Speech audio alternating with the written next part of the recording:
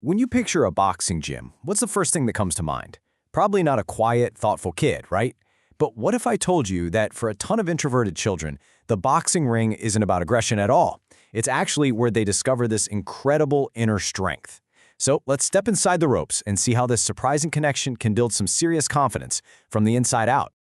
You know the scene. We've all seen that kid who's kind of hanging back on the edge of the playground, watching everyone else play instead of jumping in. And as parents or teachers, we worry. We think, okay, let's push them into a loud team sport, to pull them out of their shell.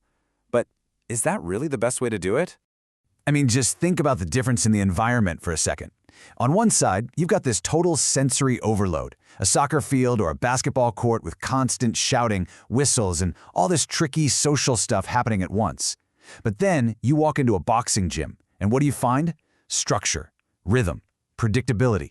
For a sensitive kid, that difference is, well, it's everything.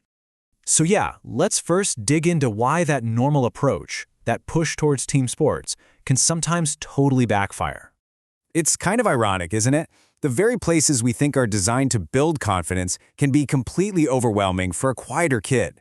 All that pressure to be loud, to constantly be on, and to figure out all the social cues on the fly, it can actually make an introverted child feel more alone, not less. And that's where boxing enters the picture. Not as a place of aggression, but as this unlikely sanctuary, a real safe haven. The sensory experience in a boxing gym is surprisingly chill. That steady thump, thump, thump of the heavy bag, it's almost like a heartbeat. It's incredibly grounding. And the bell isn't some jarring alarm, it's a super clear signal that tells you exactly what's next, so there's no anxiety. Best of all, you get to do something called parallel play. You're part of a team, working right alongside everyone else, but without that exhausting pressure to perform socially. But here's the really cool part. This kind of environment doesn't just help a kid cope, it helps them shine. The very traits that we think of as introverted can become their biggest advantages inside the ring. You know, one of the biggest myths about boxing is that it's just a brawl. But if you talk to anyone who really practices it, they'll tell you it's known as physical chess. It's a game of strategy, of anticipating moves, of pure mental focus.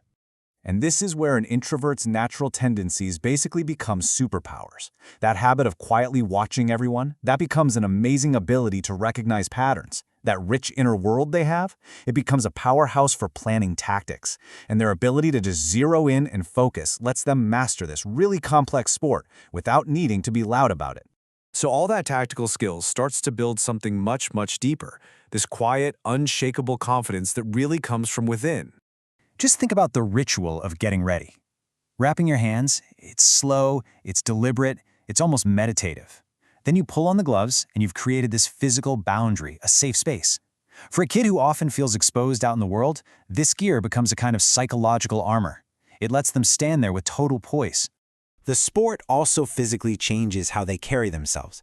You know how shy kids often try to make themselves smaller? Well, boxing teaches the exact opposite. You're taught to plant your feet wide, to literally stand your ground. You learn to keep your head up, not just to defend yourself, but to own the space around you. You practice moving forward, into space. These aren't just physical moves, they are huge mental shifts. And the final result of all this is pretty profound. When a kid spends an hour a day standing tall and moving with purpose, that feeling starts to leak into the rest of their life. They start to actually believe that they belong. Because at the end of the day, this was never really about what happens inside the ropes. It's about what happens out in the real world. And look, this part is so important to understand. We're not trying to turn introverts into extroverts. The goal is not to make a quiet kid loud. That completely misses the entire point. The real mission here is to give them a space where their quiet nature is their greatest strength. It's to prove that a strong, resilient warrior was inside them all along. It's about helping them finally hear that quiet strength that was always there. So the real victory? It's not a medal. It's seeing that same kid walk into a new school with their head held high. It's watching them stand up for a friend who needs it. It's knowing they now have the tools to handle a tough conversation. Now that is what quiet confidence looks like in action. So I'll leave you with this question to think about. We live in a world that so often sees silence and thinks something is missing, that it's a weakness. But what if we started to see it for what it really can be? A deep, powerful well of focus, observation, and a totally unique kind of strength.